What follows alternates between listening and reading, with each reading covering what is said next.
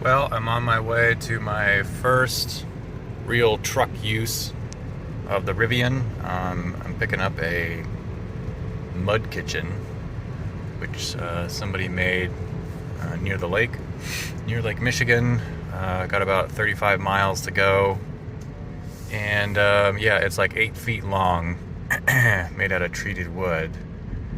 And so it's not going to fit in the bed of the truck, but we're going to see how well it works with having the tailgate down with the gooseneck hinge, which gives it some extra length. I've got some straps, cinch straps, I forget what you call them. So anyway, it's rainy out, so the roads are wet, and we'll see how that affects efficiency. I'm not worried about traction at all. And yeah, this thing is pretty consistent, hovering around 2 miles per kilowatt hour, which is about 500 watt hours per mile. I do have the 33-inch tires, which really suck up range. My suspension will be on low, so I'm not gaping underneath the truck bed. And yeah, we'll see how this goes. Should be fun. I just want to show you a little bit. Have a listen to the motors right now.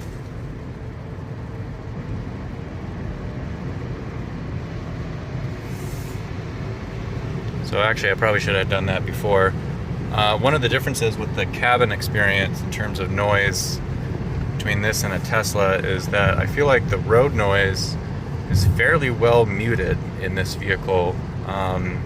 And that includes the tire noise, tire and road noise, other vehicles.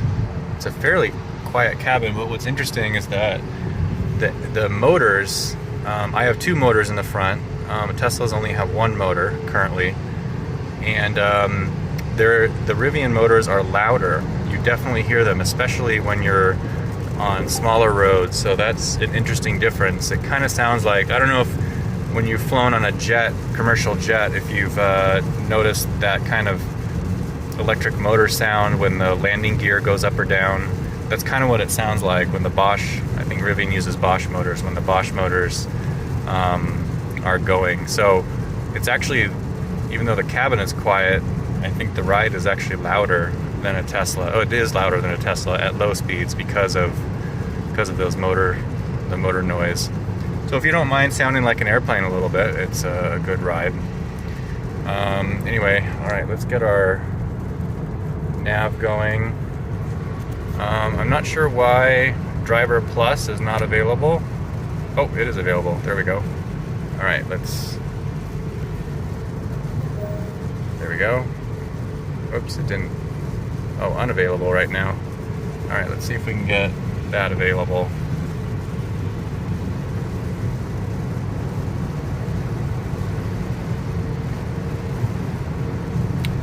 Probably detecting weather, and it's probably like such a baby system that it does not allow use in weather. Oh, maybe not. It says it's, oh, no. So we just got an update that said it would be more clear about the need to, there we go, now it's activated. You need to center the vehicle first. So with Teslas, as long as it recognizes the lane lines, you can activate it, but I believe this thing, you've got to kind of be centered first, and then it will take over. I guess it really wants to make sure that nothing weird is going on with the vehicle. But anyway, my wipers are set to auto, and it's working pretty well. It's not over wiping, and it does, I guess, sometimes it's a little bit delayed when it comes on. Oh, let's see if it switches to a higher level now. The rain's coming down a little bit stronger. Yep, there it goes. Now it switched to a continuous. Yeah, so they do work pretty well. Some drops will accumulate before it actually does its first wipe, but it's pretty good.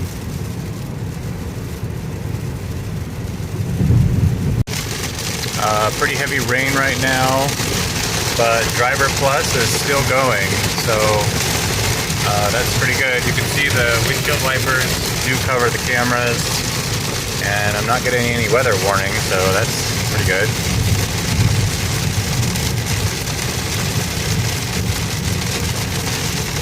Looks like it's slowing down appropriately for this car up ahead. So, yeah, it was unavailable for a small stretch. I'm not sure why. Maybe it was the curvature, but yeah. Driver Plus also works in construction zones with cones.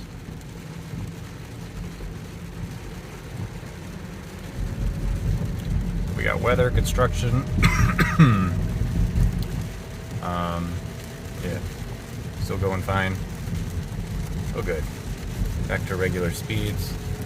One thing is there's no like reset to current speed options. It's just you have to manually increment it up. Here's the load. So this is like 8 feet long. It's like a mud kitchen for kids. Fake cooking areas and blah blah blah. So I got a ratchet strap to here. I'm assuming these are strong enough. I mean, these hold the crossbars on, so it's pretty secure. I made the mistake of not grabbing my other one in there, so this is great use for these step doors. Ugh. Let's grab that. I mean, my other strap is really secure, but just to be safe. Okay. Most important thing about carrying something is securing the load. Secure the load. When my time. Yeah, that's really snug. I have the suspension on low, so it was easier to load. And yeah, I think we're good. So look how much extra space you get here. I forget how much this is. I think it's at least 2 feet, or maybe exactly 2 feet. Plus, I don't know, a 4-inch bed or something. 4 foot. So I'm getting 6 foot out of this. Okay, maybe this is only 7 feet. I'm not sure. I have to measure later, but impressive.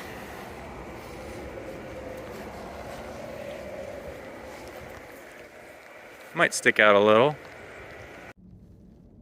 So we're off and running. I thought that I was hoping that you'd be able to have a view of the bed of the truck, because there is a camera right at the top here,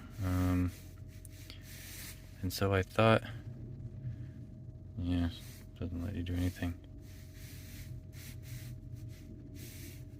Huh, that would have been nice, so you could actually see your gear like while you're driving. Oh well. Alright, off we go.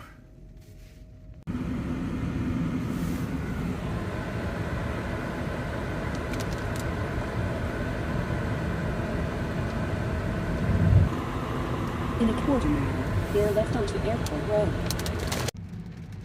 So we're in some construction area traffic, so testing drive, what's it called, Driver Plus.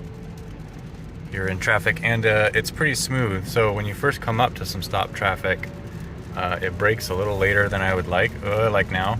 Okay, brake, brake, brake, brake, brake. I mean, it obviously sees the car, and you can tell, but yeah. But once it's in the flow of traffic, it's actually quite smooth. It's not start-stoppy like we're coasting right now. It'll come to a gentle stop. It'll do a gentle forward progression. Like now it'll speed up. So we're not quite stop and go right here, but so now it should stop. I would have started braking a little earlier, but it's doing fine. Okay, so now it's gonna come to a complete, well, almost. Very gentle there. Still creeping. Yeah, so it's doing a pretty good humanoid, it's pretty good being humanoid in this regard. Like, kind of, it's just like I can tell the cars are compressing up front and it's still accelerating. So I wish it could kind of detect that, like, there's car pressure ahead. Things are, see, it's still accelerating. Now it's braking. So it's not going to hit anything, but it'd be a little more comfortable the other way. But otherwise, yeah, it's not jerky. It's really smooth. So I guess the acid test or the litmus test is, you know, does it make you anxious enough that you don't use it, or is it good enough that you do use it? And I would say it's good enough that I use it. Here's something funny. So I guess the camera is on the tail light, or the tail. I don't remember where the camera is on the rear tailgate. So when the tailgate is down and you're driving, you have no backup camera.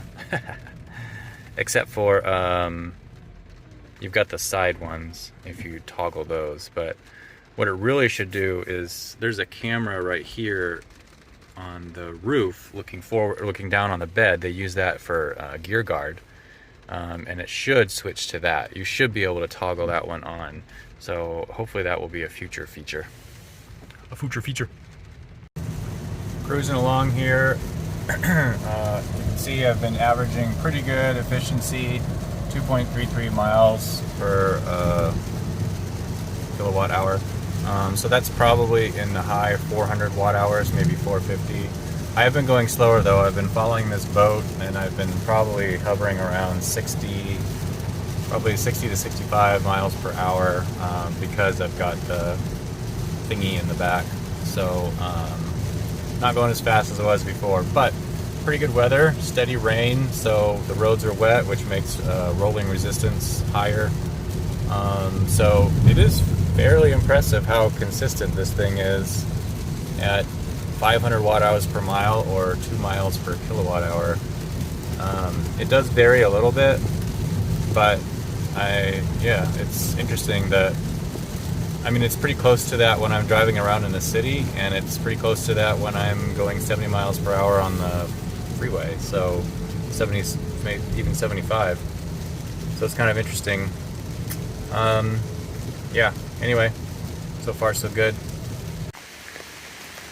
Well, we made it back. Here's what it actually is.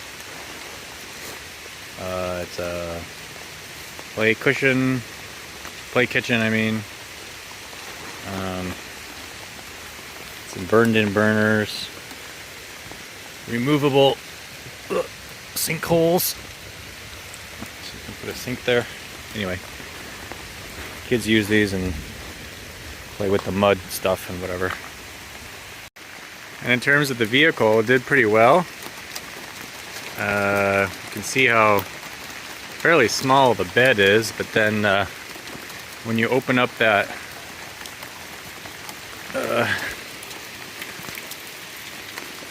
hello, there we go. When we open up the back, oh, it's supposed to go down. There we go. You get quite a bit of extra room.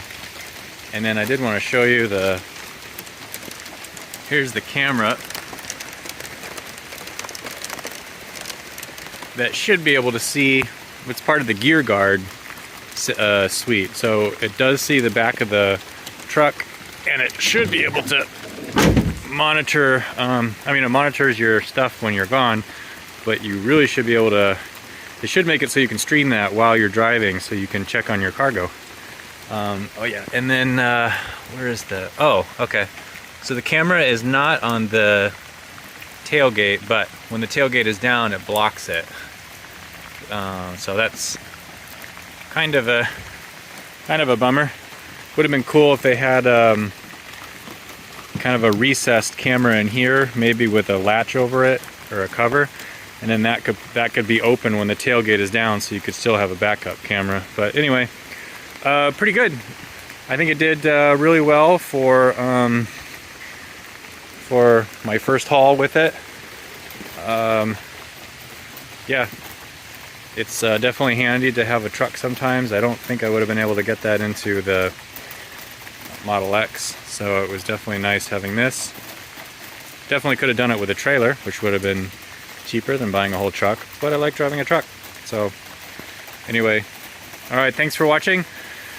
More Rivian videos coming up whenever I can get around to them.